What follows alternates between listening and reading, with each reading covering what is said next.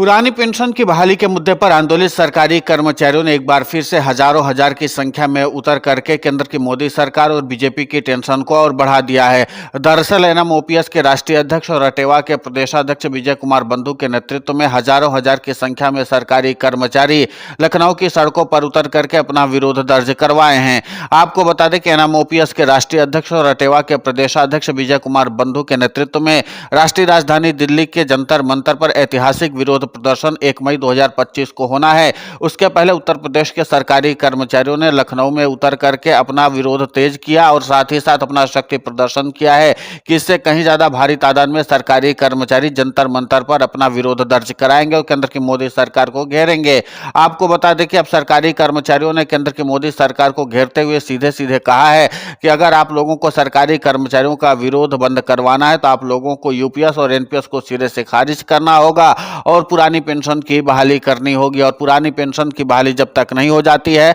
तब तक सरकारी कर्मचारियों का विरोध प्रदर्शन ऐसे ही चलता रहेगा। अब जाहिर सी बात है कि पुरानी पेंशन की बहाली के मुद्दे पर आंदोलित सरकारी कर्मचारियों को लेकर एनएमओपीएस के राष्ट्रीय अध्यक्ष और अटेवा के प्रदेशाध्यक्ष विजय कुमार बंधु ने भी साफ तौर पर मीडिया से बातचीत में कहा कि अब हम पुरानी पेंशन की बहाली के मुद्दे पर राष्ट्रव्यापी आंदोलन करने की योजना पर काम कर रहे हैं। विजय कुमार बंधु ने मीडिया से बातचीत में इस बात को साफ तौर पर जाहिर किया। उन्होंने कहा कि अब राष्ट्रव्यापी तौर पर सरकारी कर्मचारी राष्ट्रीय राजधानी दिल्ली के जंतर मंतर पर अपना विरोध दर्ज करवाएंगे ताकि केंद्र की मोदी सरकार को सबक सिखाया जा सके। दरअसल पुरानी पेंशन की बहाली के मुद्दे पर आंदोलित सरकारी कर्मचारियों की एकजुटता अब और भी ज्यादा मजबूत हो चुकी है, क्योंकि जब से यूनिफाइड पेंशन स्कीम आई तब से सरकारी कर्मचारियों को एक बात समझ में आ चुकी है कि जो सरकार के प्रति सहानुभूति रखते थे उनको भी समझ में आया कि पुरानी पेंशन की बहाली से ही हमारा जीवन बेहतर हो सकता है। अगर हम इसी तरीके से सरकार के समर्थन में बैठे रहे तो हमारे जीवन का जो सहारा है वो है पुरानी पेंशन, वो भी हमारे हाथ से चली जाएगी, क्योंकि लगातार सांसद मंत्री तो अपनी पेंशन से लेकर के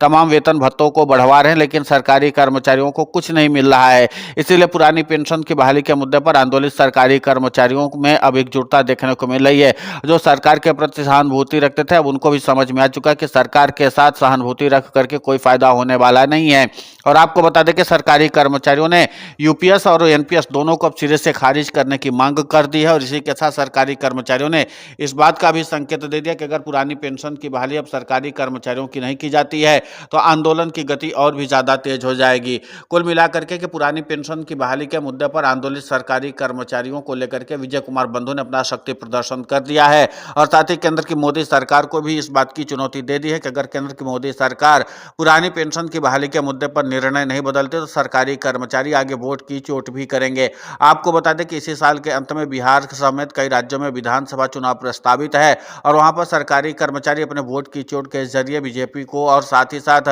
बीजेपी के सहयोगी दलों को भी झटका देने की कवायद में तेजी से आगे बढ़ चुके हैं। लेकिन सरकारी कर्मचारियों का सबसे ज्यादा फोकस इस समय बिहार में है, क्योंकि बिहार में मुख्यमंत्री नीतीश कुमार के समर्थन से ही केंद्र की नरेंद्र मोदी सरकार चल रही, क्योंकि वहां पर जेडीयू का सांसदों का समर्थन प्राप्त है और इसीलिए केंद्र की मोदी सरकार को चुनौती देने के लिए सरकारी कर्मचारियों को इससे अच्छा मौका कोई मिल नहीं सकता। अगर बिहार के विधानसभा चुनाव में सरकारी कर्मचारियों ने एनडीए के घटक दलों को झटका दिया और साथ ही जेडीयू को झटका दे दिया तो जाहिर सी बात है कि उसके बाद पुरानी पेंशन की बहाली के मुद्दे पर आंदोलित सरकारी कर्मचारियों को एक बड़ी जीत मिल सकती है, क्योंकि पुरानी पेंशन की बहाली के मुद्दे पर आंदोलित सरकारी कर्मचारियों ने एक चीज अब साफ कर दी है कि उनको पुरानी पेंशन की बहाली के अलावा कुछ भी मंजूर नहीं है। अब देखना ही होगा कि जिस तरीके से सरकारी कर्मचारियों ने लगातार लखनऊ में अपना शक्ति प्रदर्शन किया, इसके बाद अब असली शक्ति प्रदर्शन सरकारी कर्मचारियों को राष्ट्रीय राजधानी दिल्ली के जंतर मंतर पर करना है और यहाँ पर अगर सरकारी कर्मचारी व्यापक तौर पर अपना शक्ति प्रदर्शन करने में सफल हो जाते हैं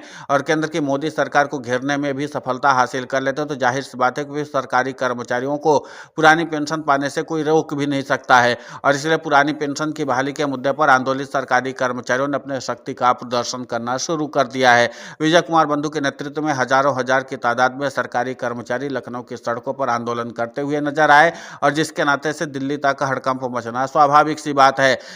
क्योंकि पुरानी पेंशन की बहाली के मुद्दे पर आंदोलित सरकारी कर्मचारियों ने उत्तर प्रदेश में बहुत व्यापक असर लोकसभा चुनाव 2024 में दिखाया था। आपको याद ही होगा कि समाजवादी पार्टी ने पुरानी पेंशन की बहाली के मुद्दे पर आंदोलित सरकारी कर्मचारियों को अपना खुला समर्थन दिया था और इसी के साथ ये भी वादा किया था कि अगर केंद्र में उनकी सरकार आएगी तो पुरानी पेंशन की बहाली होगी। इसी के नाते से भर भर के सरकारी कर्मचारियों ने उत्तर प्रदेश में समाजवादी पार्टी को वोट दिया था और उसी के नाते से समाजवादी पार्टी ने यहाँ पर बीजेपी को हराने में सफलता हासिल की थी। बीजेपी को बहुत कम सीटों पर जीत मिली थी। इसीलिए पुरानी पेंशन की बहाली के मुद्दे पर आंदोलित सरकारी कर्मचारियों को लेकर विपक्षी दल काफी ज्यादा संजीदा हैं और इन सब के बीच में जिस तरीके से सरकारी कर्मचारियों ने एक बार फिर से उत्तर प्रदेश में शक्ति प्रदर्शन किया है, इसका मतलब साफ है कि 2027 में सरकारी कर्मचारी वोट की चोट जरूर करेंगे। फिलहाल इस पूरे घटनाक्रम को लेकर के आपकी प्रतिक्रिया बहुत महत्वपूर्ण होती है, आप हमें कमेंट करके जरूर बताएं। साथ ही पुरानी पेंशन की बहाली के मुद्दे पर हम लगातार आंदोलित होकर के खबरें चला रहे हैं। आप हमारे समर्थन के लिए चैनल को सब्सक्राइब करें, खबर को ज़्यादा से ज़्यादा शेयर करें ताकि पुरानी पेंशन की बहाली का मुद्दा और बुलंद हो।